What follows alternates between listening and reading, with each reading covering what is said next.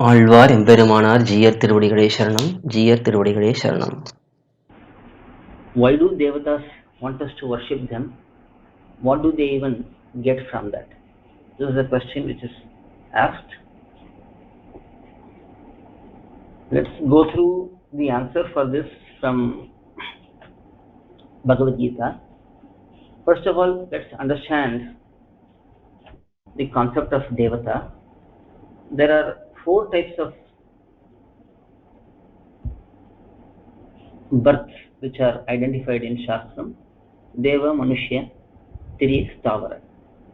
So Deva is celestial, Manushya is human beings, Tiryak is animals and birds, and finally Stavara is immovable plants, trees, and so on.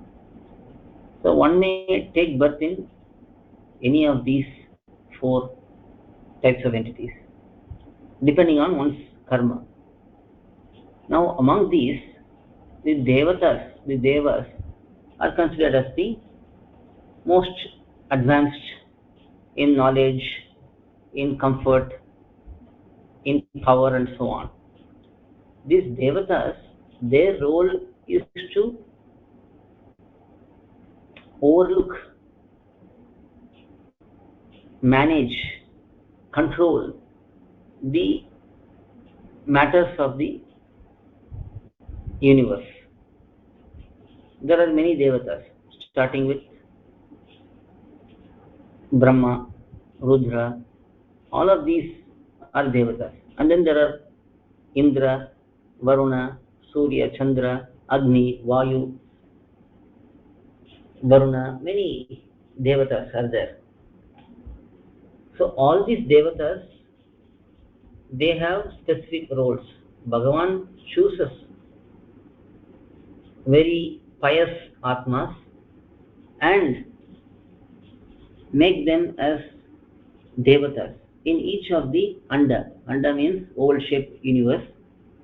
In each of the universe, which has 14 layers, Bhagavan appoints these devatas as those who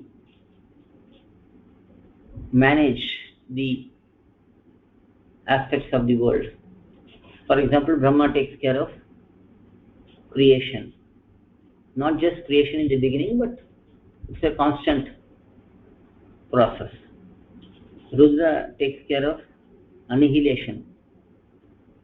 Indra takes care of up to 3 lokas, that is Bhurloka, Bhuvaloka, and Swargaloka. So he is the leader, king for these 3 worlds. And then there is Indra, and then there is Varuna. Varuna is for the rain.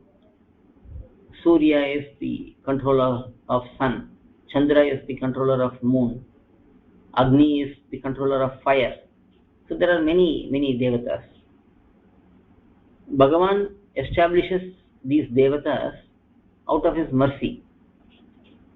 In Thirumalai, Kontradi says, Natinan Devamangam Nalladur Arul Tannale. Out of his kind and noble grace, he established, Bhagavan Sriman Narayana established many devatas, so that people of different mindset, different gunams,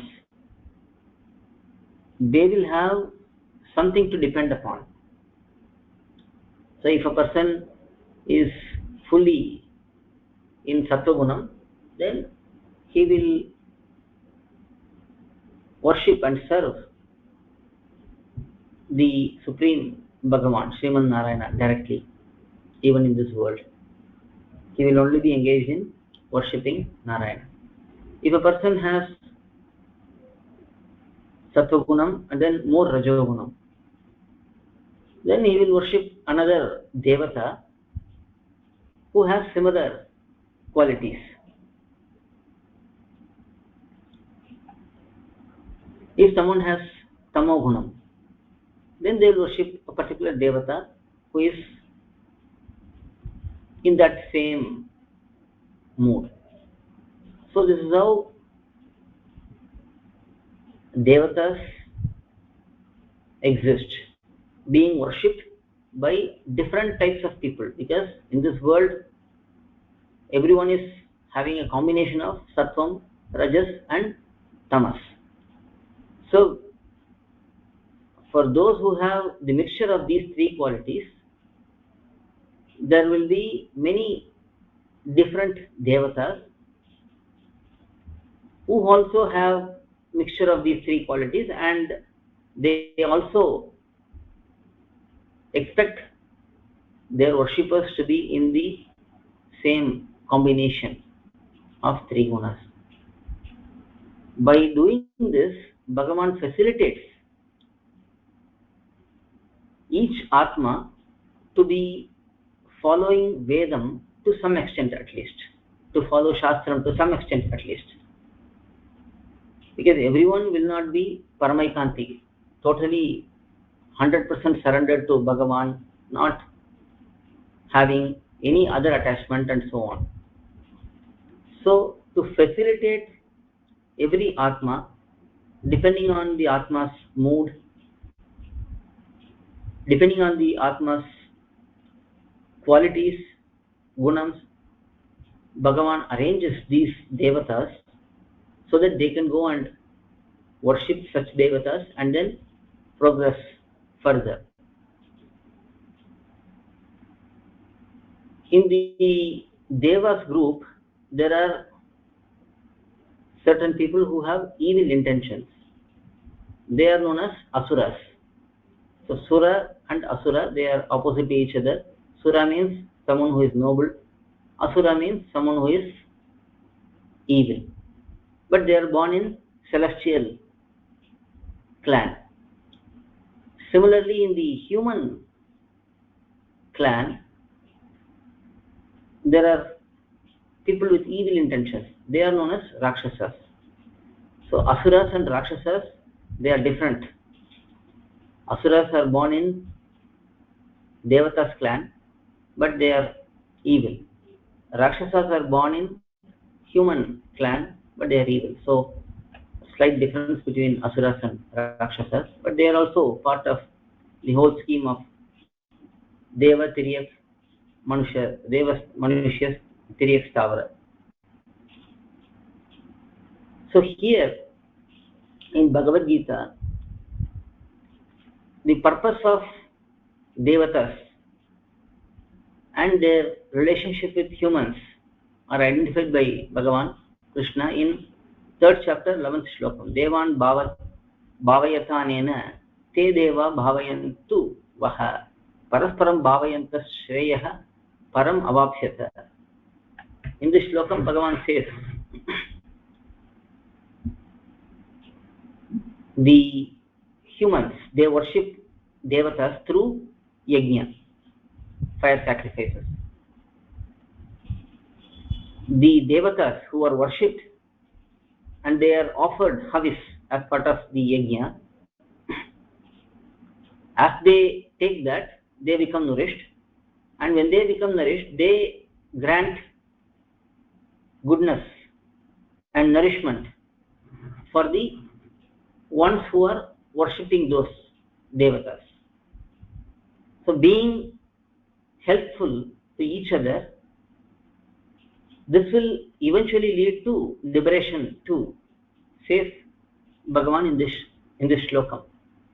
Because when Shastras are obeyed, both the humans and devatas, they work properly according to Shastram, they will progress in the spiritual life as well, and eventually they will attain liberation. So this is one shlokam where the purpose of devatas. So devatas take care of the three worlds.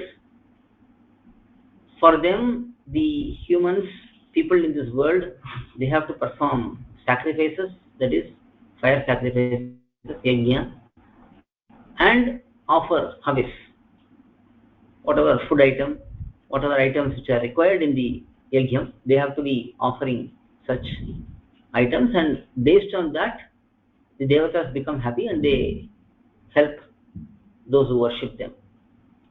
Similarly, in the 9th chapter also, while explaining Bhakti Yogam, Bhagavan says, Yanti Devavrata Devan Pitrun Yanti Pitruvrataha Bhutani Yanti Bhutejya Yanti Madhyajinopi Mam. So here Bhagavan says that those who worship Devatas through Yajna, they will reach those Devatas. So if one performs a yaga for Brahma, he will reach, if he does it successfully, if he completes it successfully, he will reach Brahma Lokam, Satya Lokam. If one prays to Indra through fire sacrifice properly, then he will reach the abode of Indra.